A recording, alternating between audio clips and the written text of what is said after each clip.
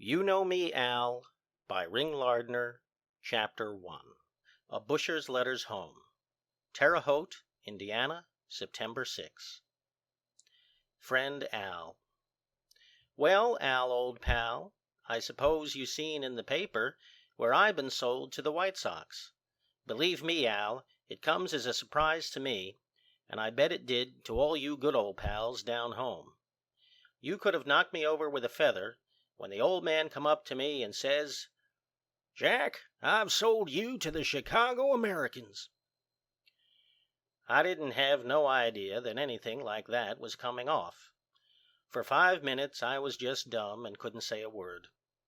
He says, "We aren't getting what you are worth, but I want you to go up to that big league and show those birds that there is a Central League on the map."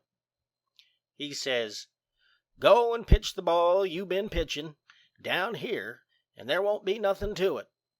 He says, "All you need is the nerve, and Walsh or no one else won't have nothing on you." So I says I would do the best I could, and I thanked him for the treatment I got in Terre Haute. They always was good to me here, and though I did more than my share, I always felt that my work was appreciated. We are finishing second, and I done most of it. I can't help but be proud of my first year's record in professional baseball, and you know I am not boasting when I say that, Al. Well, Al, it will seem funny to be up there in the big show when I never was really in a big city before. But I guess I seen enough of life not to be scared of the high buildings, Al? I will just give them what I got, and if they don't like it, they can send me back to the old Central, and I will be perfectly satisfied.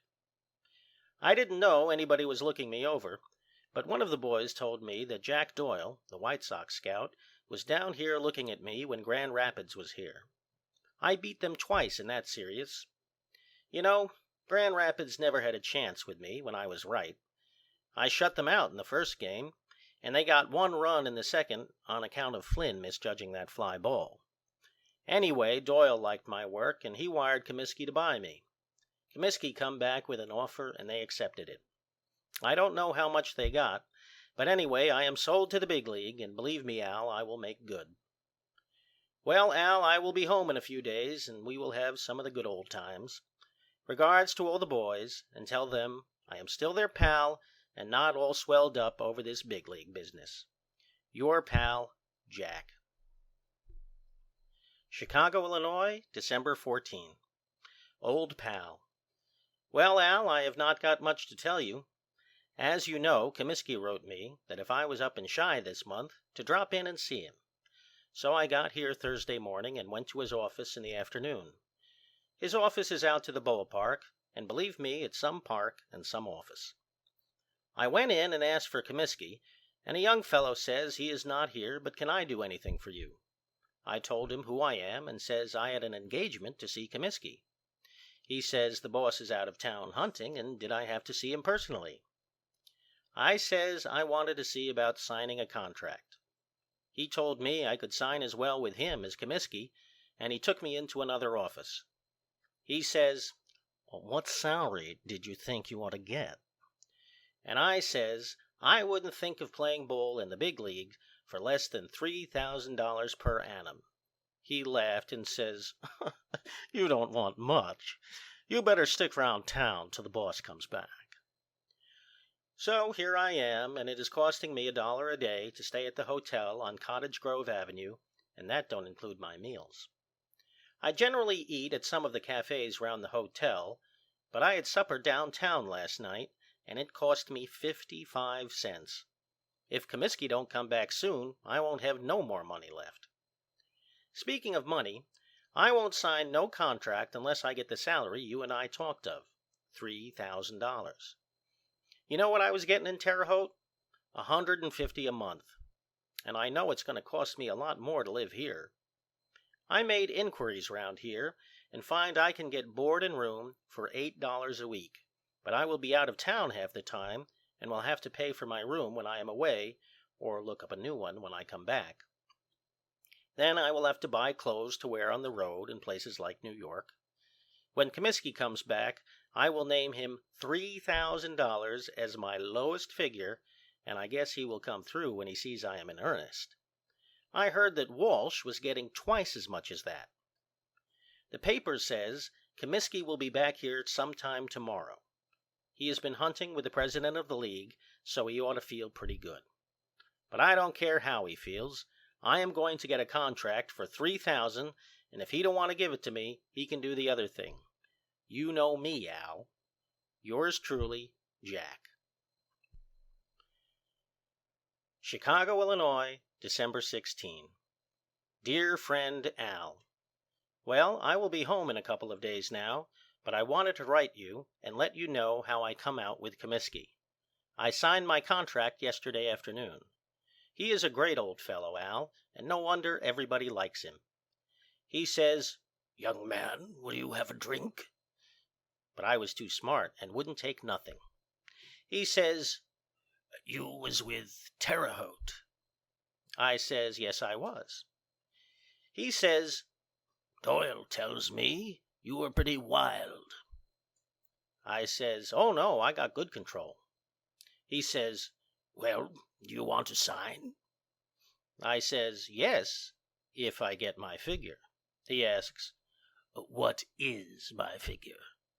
And I says, $3,000 per annum. He says, "Don't you want the office furniture too?" Then he says, "I thought you was a young ball player, and I didn't know you wanted to buy my park." We kidded each other back and forth like that a while, and then he says, "You better go out and get the air and come back when you feel better." I says I feel okay now, and I want to sign a contract because I have got to get back to Bedford. Then he calls the secretary and tells him to make out my contract. He give it to me, and it calls for $250 a month. He says, "You know, we always have a city series here in the fall where a fellow picks up a good bunch of money." I hadn't thought of that, so I signed up. My yearly salary will be $1,500 besides what the city series brings me, and that is only for the first year. I will demand $3,000 or $4,000 next year. I would have started home on the evening train, but I ordered a suit of clothes from a tailor over on Cottage Grove, and it won't be done till tomorrow. It's going to cost me $20, but it ought to last a long time. Regards to Frank and the bunch. Your pal, Jack. Paso Robles, California, March 2nd. Old pal Al. Well, Al, we've been in this little burg now a couple of days, and it's bright and warm all the time, just like June. Seems funny to have it so warm this early in March, but I guess this California climate is all they say about it and then some. It would take me a week to tell you about our trip out here. We came on a special train de luxe, and it was some train. Every place we stopped there was crowds down to the station to see us go through, and all the people looked me over like I was an actor or something. I guess my height and shoulders attracted their attention. Well, Al, we finally got to Oakland, which is across part of the ocean from Frisco. We will be back there later on for practice games. We stayed in Oakland a few hours and then took a train for here. It was another night in a sleeper, and believe me, I was tired of sleepers before we got here. I have rode one night at a time, but this was 4 straight nights.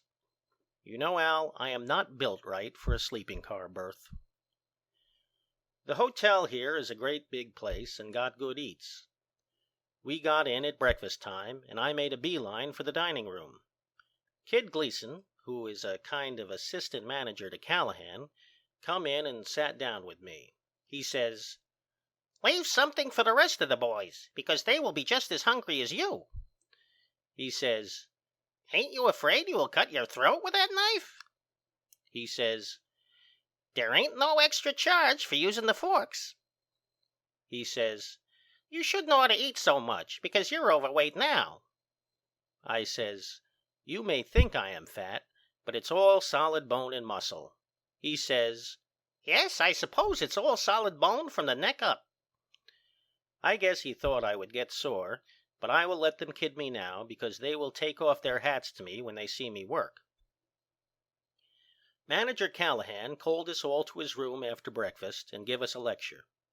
He says there would be no work for us the first day, but that we must all take a long walk over the hills. He also says we must not take the training trip as a joke. Then the colored trainer give us our suits, and I went to my room and tried mine on. I ain't a bad-looking guy in the White Sox uniform, Al. I will have my picture taken and send you boys some. My roommate is Allen, a left-hander from the Coast League. He don't look nothing like a pitcher, but you can't never tell about them damn left-handers. Well, I didn't go on the long walk because I was tired out. Walsh stayed at the hotel, too, and when he seen me, he says, "Why didn't you go with the bunch?"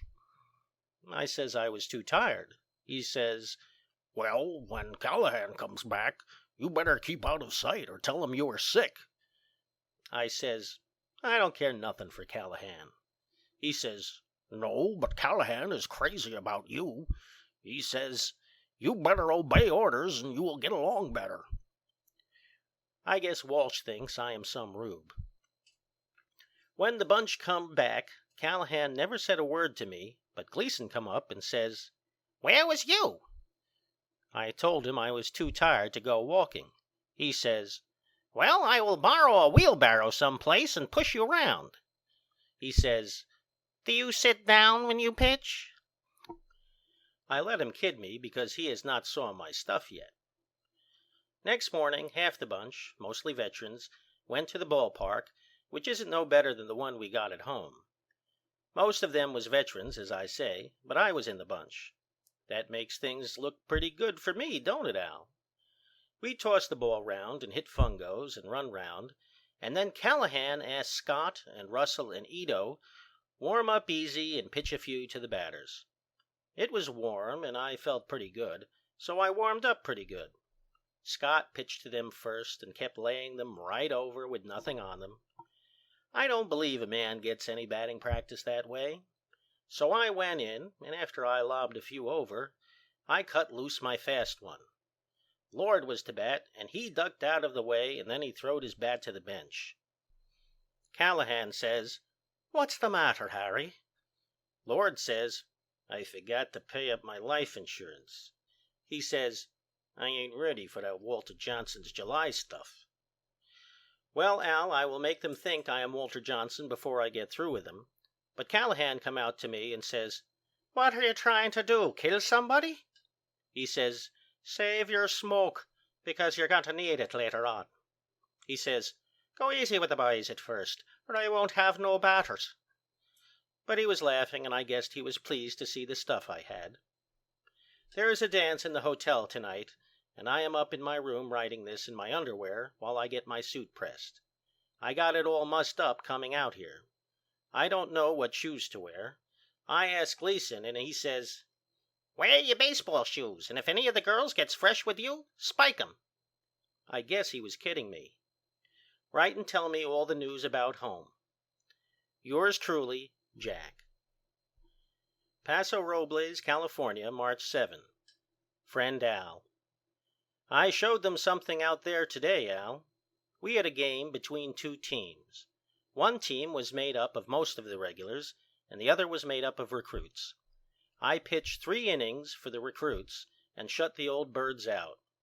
I held them to 1 hit, and that was a ground ball that the recruit shortstop Johnson ought to have ate up. I struck Collins out, and he is one of the best batters in the bunch.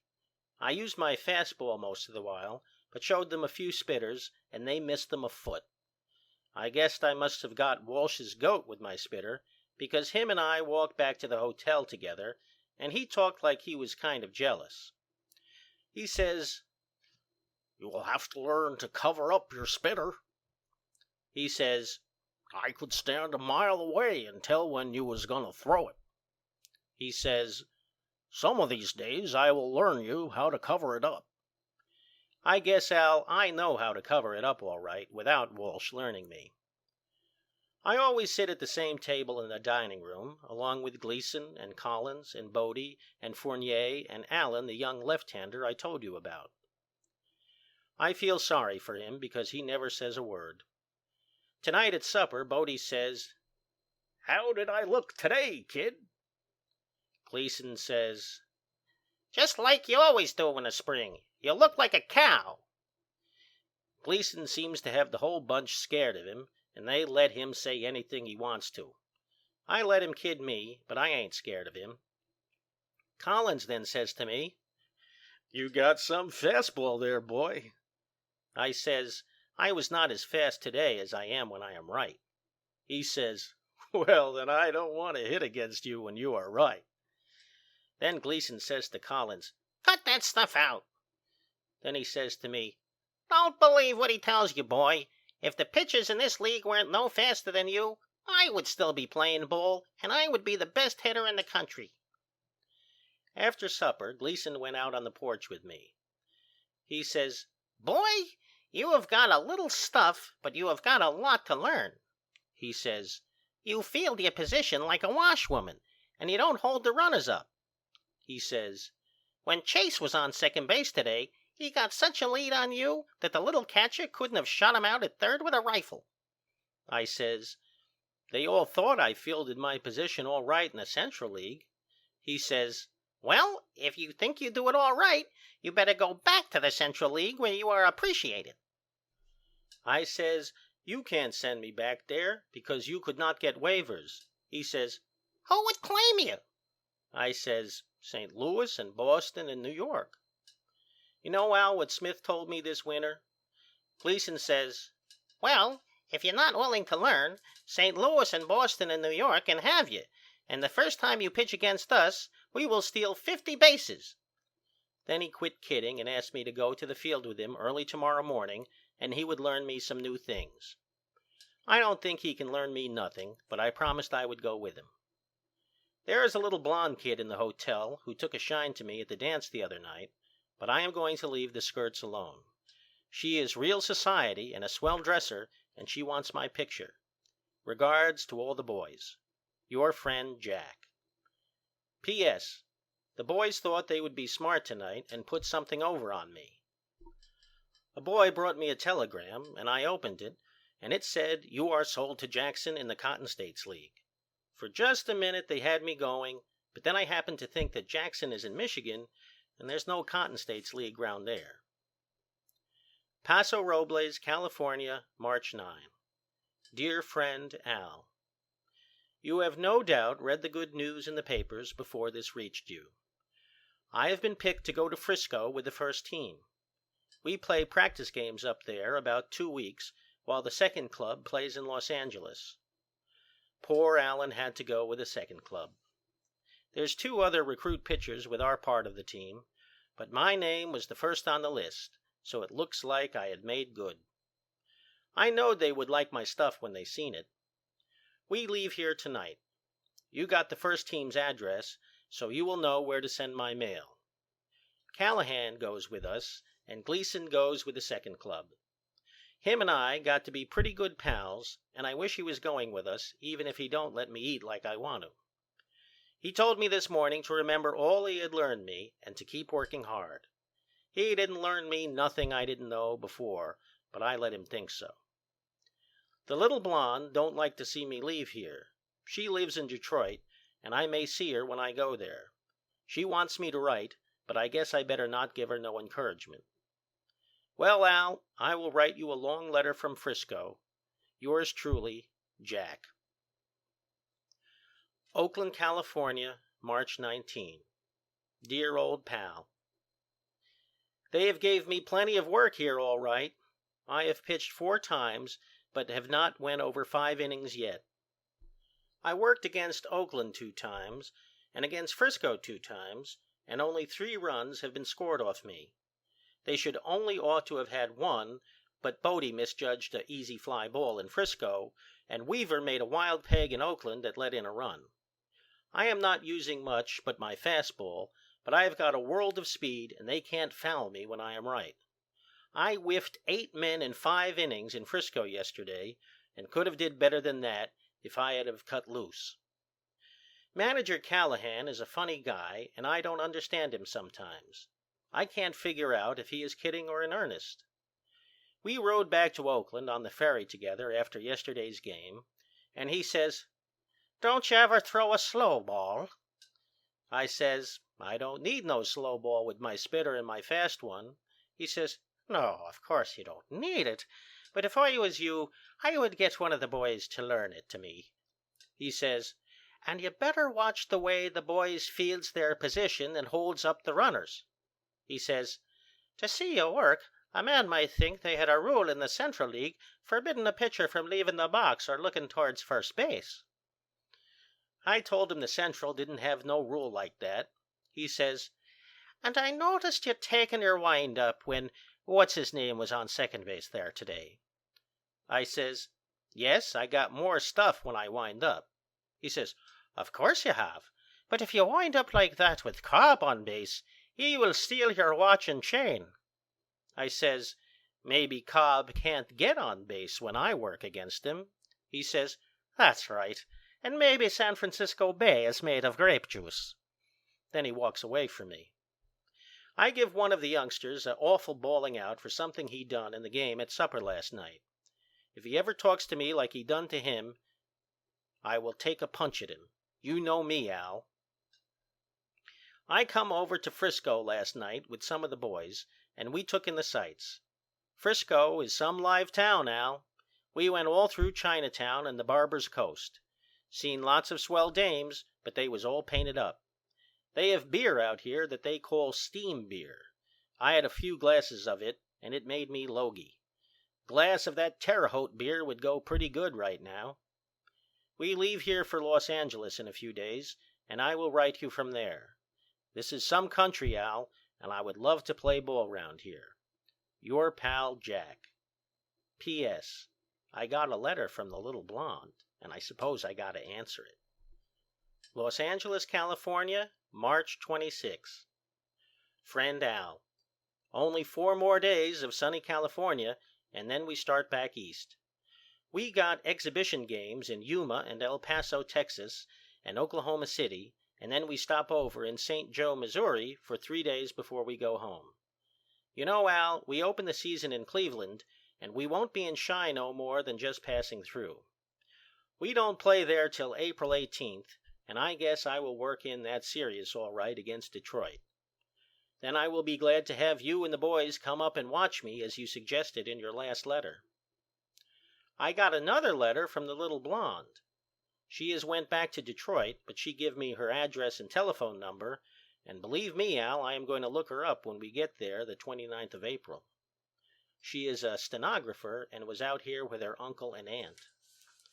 I had a run-in with Kelly last night, and it looked like I would have to take a wallop at him, but the other boys separated us. He is a Bush outfielder from the New England League. He was playing poker.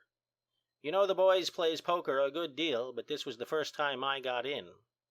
I was having pretty good luck and was about $4 to the good, and I was thinking of quitting because I was tired and sleepy. Then Kelly opened the pot for 50 cents and I stayed.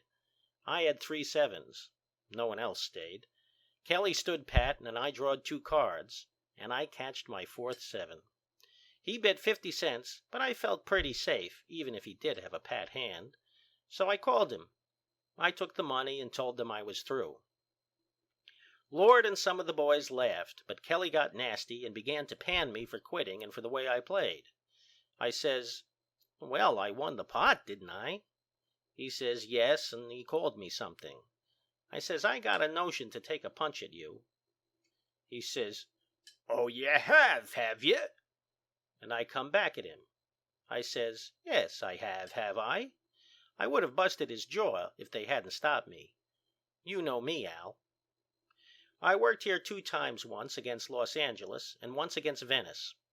I went the full 9 innings both times, and Venice beat me 4-2. I could have beat them easy with any kind of support. I walked a couple of guys in the 4th, and Chase drops a throw, and Collins lets a fly ball get away from him. At that I would have shut them out if I had wanted to cut loose. After the game, Callahan says, "You didn't look so good in there today." I says, "I didn't cut loose." He says, "Well, you've been working pretty near 3 weeks now, and you ought to be in shape to cut loose." I says, "Oh, I am in shape all right." He says, Well, don't work no harder than you have to, or you might get hurt, and then the league would blow up. I don't know if he was kidding me or not, but I guess he thinks pretty well of me because he works me lots oftener than Walsh or Scott or Benz. I will try to write you from Yuma, Texas, but we don't stay there only a day, and I might not have time for a long letter.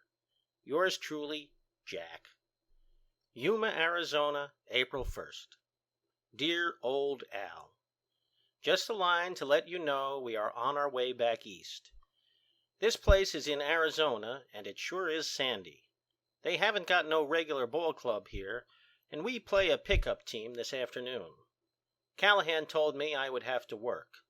He says I am using you because we want to get through early, and I know you can beat them quick. That is the first time he has said anything like that, and I guess he is wising up that I got the goods. We was talking about the athletics this morning, and Callahan says, "None of you fellows pitch right to Baker." I was talking to Lord and Scott afterward, and I say to Scott, "How do you pitch to Baker?" He says, "I use my fadeaway." I says, "How do you throw it?" He says, "Just like you throw a fastball to anybody else." I says, "Why do you call it a fadeaway then?" He says, "Because when I throw it to Baker, it fades away over the fence." This place is full of Indians, and I wish you could see them, Al. They don't look nothing like the Indians we seen in that show last summer. Your old pal, Jack. Oklahoma City, April 4. Friend Al, coming out of Amarillo last night, I and Lord and Weaver was sitting at a table in the dining car with an old lady. None of us were talking to her, but she looked me over pretty careful and seemed to kind of like my looks. Finally she says, "Are you boys with some football club?" Lord nor Weaver didn't say nothing, so I thought it was up to me and says, "No, ma'am, this is the Chicago White Sox ball club." She says, "I knew you were athletes." I says, "Yes, I guess you could spot us for athletes." She says, "Yes, indeed, and especially you. You certainly look healthy." I says, "You ought to see me stripped." I didn't see nothing funny about that, but I thought Lord and Weaver would die laughing. Lord had to get up and leave the table, and he told everybody what I said. All the boys wanted me to play poker on the way here, but I told them I didn't feel good. I know enough to quit when I am ahead, Al. Callahan and I sat down to breakfast all alone this morning. He says, "Boy, why don't you get to work?" I says, "What do you mean? Ain't I working?" He says, "You ain't improving none. You've got the stuff to make a good pitcher, but you don't go after bunts, and you don't cover first base, and you don't watch the base runners." He kind of made me sore talking that way, and I says, "Oh, I guess I can get along all right." He says, "Well, I am going to put it up to you. I am going to start you over in St. Joe day after tomorrow, and I want you to show me something. I want you to cut loose with all you've got, and I want you to get round the infield a little and show them you aren't tied in that box." I says, "Oh, I can field my position if I want to." He says, "Well, you better want to, or I will have to ship you back to the sticks." Then he got up and left. He didn't scare me none, Al. They won't ship me to no sticks after the way I showed on this trip, and even if they did, they couldn't get no waivers on me. Some of the boys have begun to call me 4-7s, but it don't bother me none. Yours truly, Jack. St. Joe, Missouri, April 7. Friend Al, it rained yesterday, so I worked today instead, and St. Joe done well to get 3 hits. They couldn't have scored if we had played all week. I give a couple of passes, but I catched the guy flat-footed off of first base, and I come up with a couple of bunts and throwed guys out. When the game was over, Callahan says, "That's the way I'd like to see you work. You looked better today than you looked on the whole trip. Just once you wound up with a man on, but otherwise you was all okay." So I guess my job is cinched, Al, and I won't have to go to New York or St. Louis. I would rather be in Chi anyway, because it is near home. I wouldn't care, though, if they traded me to Detroit. I hear from Violet right along, and she says she can't hardly wait till I come to Detroit. She says she is strong for the Tigers, but she will pull for me when I work against them. She is nuts over me, and I guess she has saw lots of guys, too. I sent her a stick pin from Oklahoma City, but I can't spend no more dough on her till after our first payday, the 15th of the month. I had $30 on me when I left home, and I only got about 10 left, including the 5 spot I won in the poker game. I have to tip the waiters about 30 cents a day, and I seen about 20 picture shows on the coast, besides getting my clothes pressed a couple of times. We leave here tomorrow night and arrive in Chi the next morning. The second club joins us there, and then that night we go to Cleveland to open up. I asked one of the reporters if he knowed who was going to pitch the opening game, and he says it would be Scott or Walsh, but I guess he don't know much about it. These reporters travel all round the country with the team all season and send in telegrams about the game every night. I ain't seen no Chi papers, so I don't know what they've been saying about me. But I should worry, eh, Al? Some of them are pretty nice fellows, and some of them got the swell head. They hang round with the old fellows and play poker most of the time. We'll write you from Cleveland. You will see me in the paper if I pitch the opening game. Your old pal, Jack. Cleveland, Ohio, April 10. Old friend Al. Well, Al, we are all set to open the season this afternoon. I have just ate breakfast, and I am sitting in the lobby of the hotel. I eat at a little lunch counter about a block from here, and I save 70 cents on breakfast. You see, Al, they give us $1 a meal, and if we don't want to spend that much, all right. Our rooms at the hotel are paid for. The Cleveland paper says Walsh or Scott will work for us this afternoon. I asked Callahan if there was any chance of me getting into the first game, and he says I hope not. I don't know what he meant, but he may surprise these reporters and let me pitch. I will beat them, Al.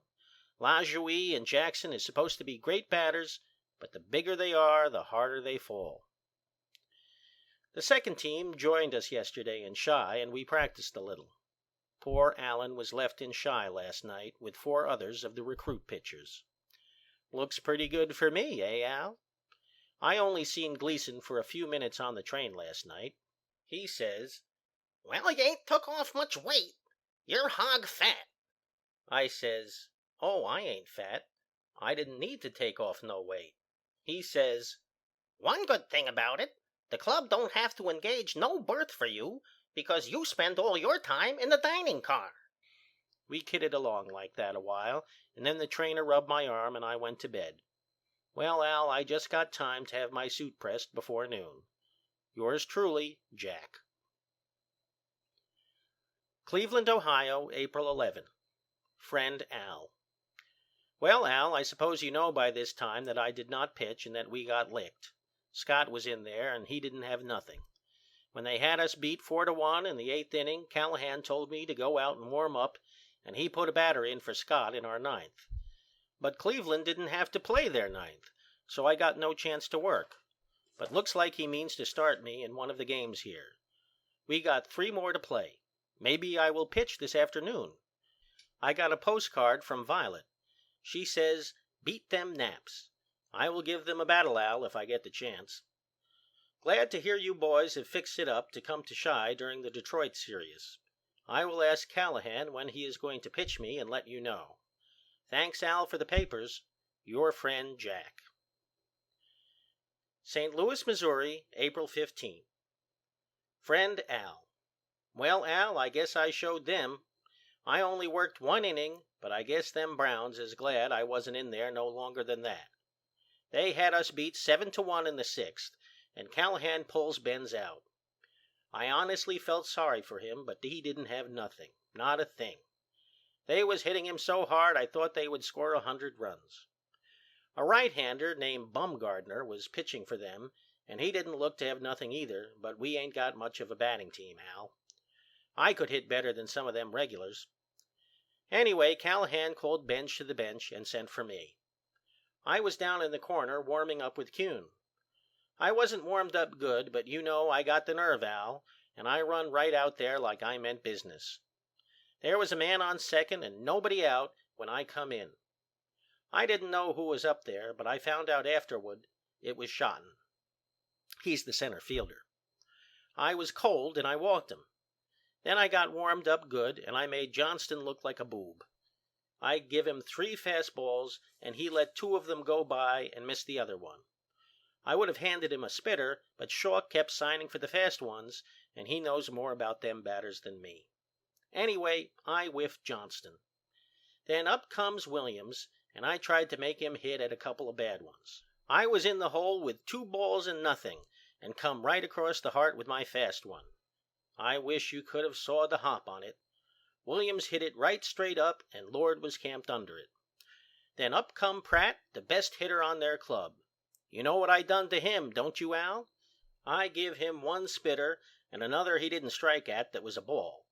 Then I come back with 2 fast ones, and Mr. Pratt was a dead baby. And you notice they didn't steal no bases, neither. In our half of the 7th inning, Weaver and Shaw got on, and I was going up there with a stick when Callahan calls me back and sends Easterly up. I don't know what kind of managing you call that. I hit good on the training trip, and he must have knew they had no chance to score off me in the innings they had left, while they were liable to murder his other pitchers. I come back to the bench pretty hot, and I says, "You're making a mistake." He says, "If Comiskey had wanted you to manage this team, he would have hired you." Then Easterly pops out, and I says, "Now I guess you're sorry you didn't let me hit." That sent him right up in the air, and he bawled me awful. Honest, Al, I would have cracked him right in the jaw if we hadn't been right out where everybody could have saw us. Then he said Seacott in to finish, and they didn't score no more, and we didn't either. I rode down in the car with Gleason. He says, "Boy, you shouldn't ought to talk like that to Cal. Some day he will lose his temper and bust you one." I says, "He won't never bust me." I says, "He didn't have no right to talk like that to me." Gleason says, "I suppose you think he's going to laugh and smile when we lost 4 out of the first 5 games. He says, "Wait till tonight and then go up to him and let him know you are sorry you sassed him." I says, "I didn't sass him, and I ain't sorry." So after supper I seen Callahan sitting in the lobby, and I went over and sit down by him. I says, "When are you going to let me work?" He says, "I wouldn't never let you work, only my pitchers are all shot to pieces." Then I told him about you boys coming up from Bedford to watch me during the Detroit series, and he says, "Well, I will start you in the 2nd game against Detroit," he says, "but I wouldn't if I had any pitchers." He says, "A girl could get out there and pitch better than some of them have been doing." So you see, Al, I'm going to pitch on the 19th. I hope you guys can be up there, and I will show you something. I know I can beat them Tigers, and I will have to do it even if they are Violet's team. I noticed that New York and Boston got trimmed today, so I suppose they wish Comiskey would ask for waivers on me. No chance, Al. Your old pal, Jack. P.S. We play 11 games in Chi and then go to Detroit, so I will see the little girl on the 29th. Oh, you Violet. Chicago, Illinois, April 19th. Dear old pal. Well, Al, it's just as well you couldn't come. They beat me, and I am writing you this so as you will know the truth about the game and not get a bum steer from what you read in the papers. I had a sore arm when I was warming up, and Callahan should never ought to have set me in there. And Shaw kept signing for my fastball, and I kept giving it to him because I thought he ought to know something about the batters. Weaver and Lord and all of them kept kicking them around the infield, and Collins and Bodie couldn't catch nothing. Callahan ought never to have left me in there when he seen how sore my arm was. Why, I couldn't have threw hard enough to break a pane of glass, my arm was so sore. They sure did run wild on the bases. Cobb stole 4, and Bush and Crawford and Veach about 2 apiece. Schalk didn't even make a peg half the time. I guess he was trying to throw me down.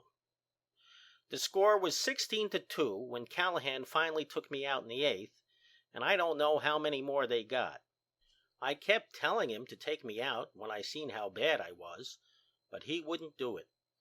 They started bunting in the fifth, and Lord and Chase just stood there and didn't give me no help at all. I was all okay till I had the first two men out in the first inning. Then Crawford come up. I wanted to give him a spitter, but Shawk signs me for the fast one, and I give it to him. The ball didn't hop much, and Crawford happened to catch it just right. At that, Collins ought to have catched the ball. Crawford made 3 bases, and up come Cobb. It was the first time I ever seen him. He hollered at me right off the reel. He says, "You better walk me, you busher." I says, "I will walk you back to the bench." Shawk signs for a spitter, and I gives it to him, and Cobb misses it. Then, instead of signing for another one, Shawk asks for a fast one, and I shook my head no. But he signed for it again and yells, "Put something on it!" So I throwed a fast one, and Cobb hits it right over second base. I don't know what Weaver was doing, but he never made a move for the ball. Crawford scored, and Cobb was on first base. First thing I knowed, he had stole second while I held the ball. Callahan yells, "Wake up out there!" And I says, "Why don't your catcher tell me when they are going to steal?" Shawk says, "Get in there and pitch and shut your mouth." Then I got mad and walked Veach and Moriarty. But before I walked Moriarty, Cobb and Veach pulled a double steal on Shawk. Gaynor lifts a fly, and Lord drops it, and 2 more come in. Then Stanage walks, and I whiffs their pitcher. I come into the bench, and Callahan says, "Are your friends from Bedford up here?" I was pretty sore, and I says, "Why don't you get a catcher?" He says, "We don't need no catcher when you're pitching, because you can't get nothing past their bats." Then he said, "You better leave your uniform in here when you go out next inning, or Cobb will steal it off your back." I says, "My arm is sore." He says, "Use your other one and you'll do just as good." Gleason says, "Who do you want to warm up?" Callahan says, "Nobody." He says, "Cobb is going to lead the league in batting and base stealing anyway, so you might as well give him a good start." I was mad enough to punch his jaw, but the boys winked at me not to do nothing. Well, I got some support in the next inning, and nobody got on. Between innings, I says, "Well, I guess I look better now, don't I?" Callahan says, "Yes, but you wouldn't look so good if Collins hadn't jumped up on the fence and catch that one off Crawford." That's all the encouragement I got, Al. Cobb come up again to start the third, and when Shawk signs me for a fast one, I shakes my head. Then Shawk says, "All right, pitch anything you want to." I pitched a spitter, and Cobb bunts it right at me. I would have thrown him out a block, but I stubbed my toe in a rough place and fell down. This is the roughest ground I ever seen, Al. Veach bunts, and for a wonder, Lord throws him out. Cobb goes to second, and honest, Al, I forgot all about him being there, and first thing I knowed he had stole third. Then Moriarty hits a fly ball to Bodie, and Cobb scores, though Bodie ought to have threw him out 20 feet.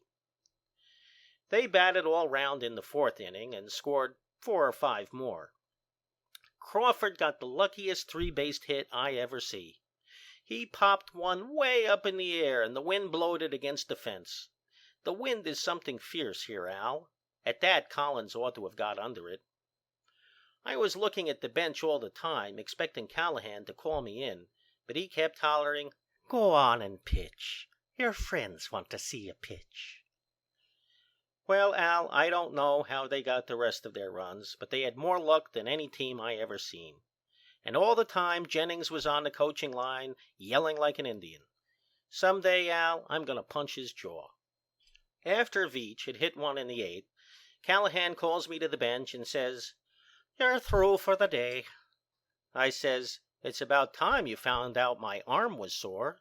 He says, "I ain't worrying about your arm. but I'm afraid some of our outfielders will run their legs off, and some of them poor infielders will get killed. He says, the reporters just sent me a message saying they had run out of paper. Then he says, I wish some of the other clubs had pitchers like you so we could hit once in a while. He says, go in the clubhouse and get your arm rubbed off. That's the only way I can get Jennings sore, he says. Well, Al, that's about all there was to it. It will take 2 or 3 stamps to send this, but I want you to know the truth about it. The way my arm was, I ought never to have went in there. Yours truly, Jack. Chicago, Illinois, April 25. Friend Al. Just a line to let you know I am still on Earth. My arm feels pretty good again, and I guess maybe I will work in Detroit.